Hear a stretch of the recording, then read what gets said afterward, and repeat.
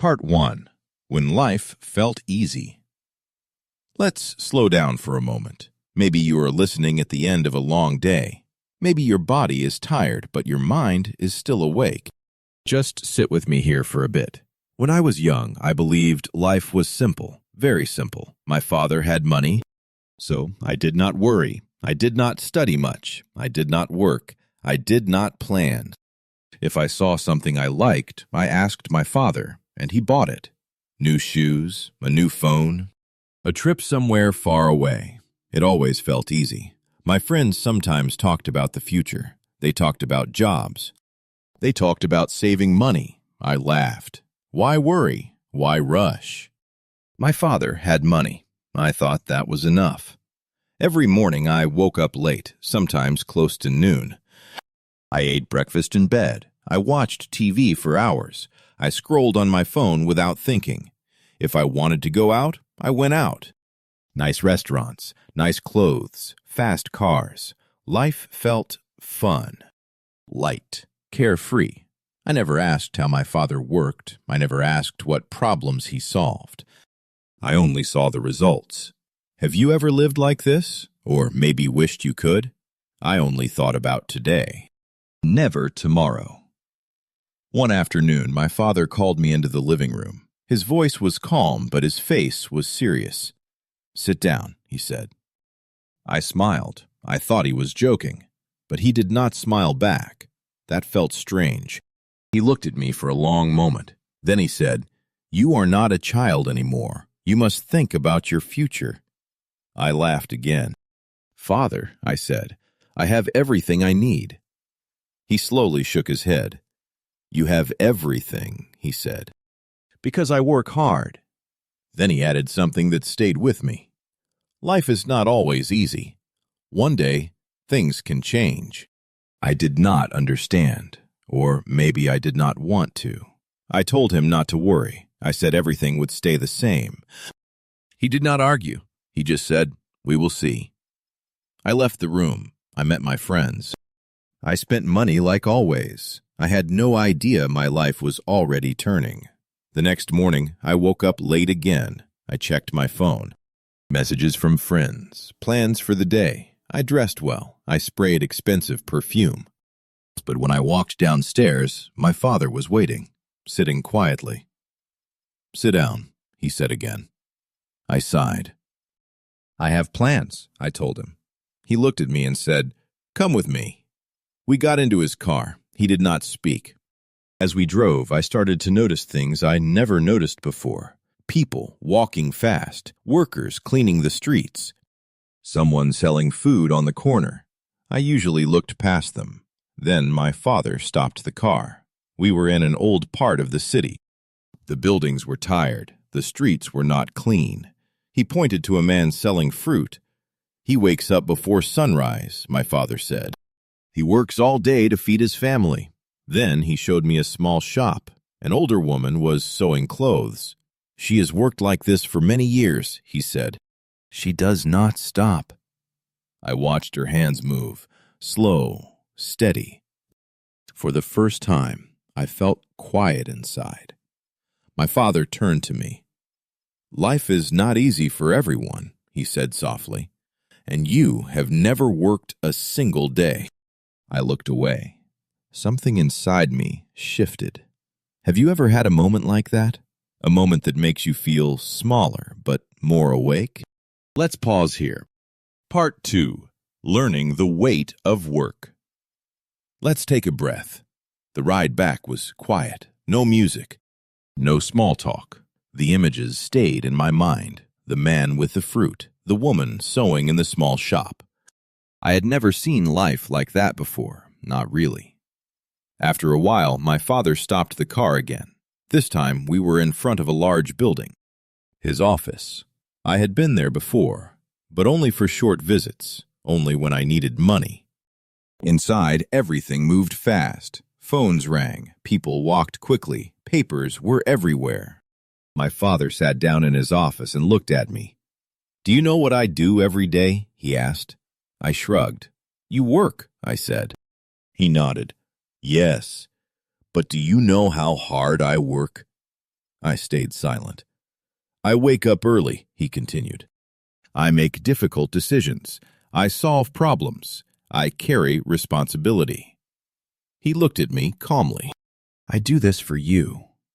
I looked around. I noticed tired faces, focused eyes, people who did not stop. For the first time, I did not only see money, I saw effort. Then my father handed me a small notebook. Tomorrow, you start working here, he said. I laughed. Me? Work? I asked. He did not laugh. You will start from the bottom, he said. You will learn. I wanted to argue, but I had no words. That night, I barely slept. The next morning, I woke up early, very early.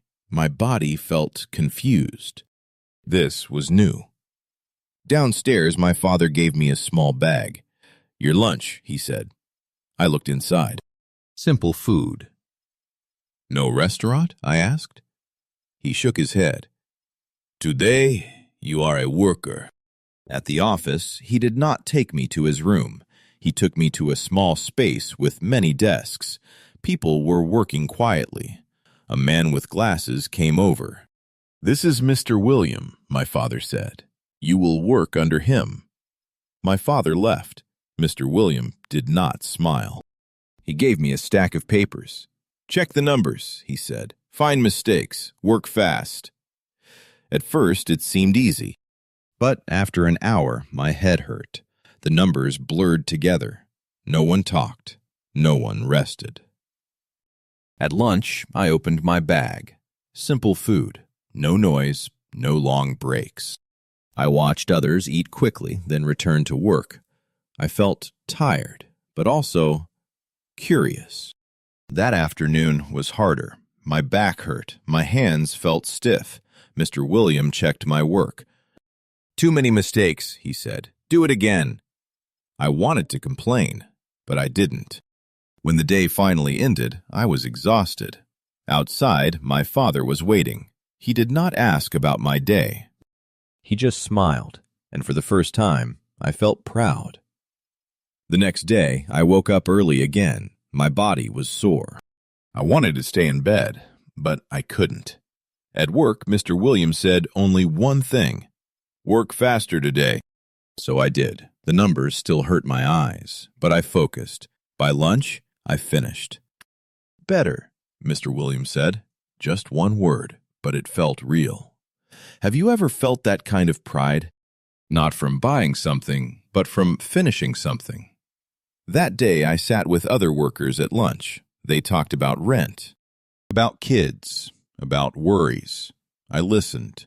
I realized something simple. Work connects people.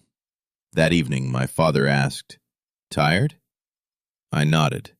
He smiled. And I finally understood why he did this. Let's stop here for a moment. Part 3. Earning more than money. Let's slow down again. Days turned into weeks. Weeks became months. Work was still hard. But it was no longer scary. My body learned the rhythm. My mind learned focus. I made fewer mistakes. I worked faster. Mr. Williams still did not smile much, but sometimes he said, "Good job." Those 2 words felt better than any gift I ever received. I started to see money differently. Before, I only spent it. Now, I understood it. I watched my father closely. I saw him make hard choices. I saw him stay calm under pressure. I saw respect in his work. One evening, he called me into his office. "You have changed," he said. I nodded. He was right. I was not stronger because of money. I was stronger because of effort. Then he gave me a small key. "This is your office," he said. I held it carefully. It was not just a key, it was trust. My office was small, but it was mine. I made mistakes. I had bad days, but I did not run away. I learned something important. Life is not easy, but it is meaningful. Money feels different when you earn it. Rest feels better after work. Pride feels deeper when it is real. Sometimes, after work, I sit quietly. I check my bank app. I see a number. Not big, but honest. And I smile, because now I understand. Life is built, one day at a time, one effort at a time. Have you ever felt this change inside yourself? That quiet strength? If you are tired today, if work feels heavy, remember this. You are learning, you are building, and that matters.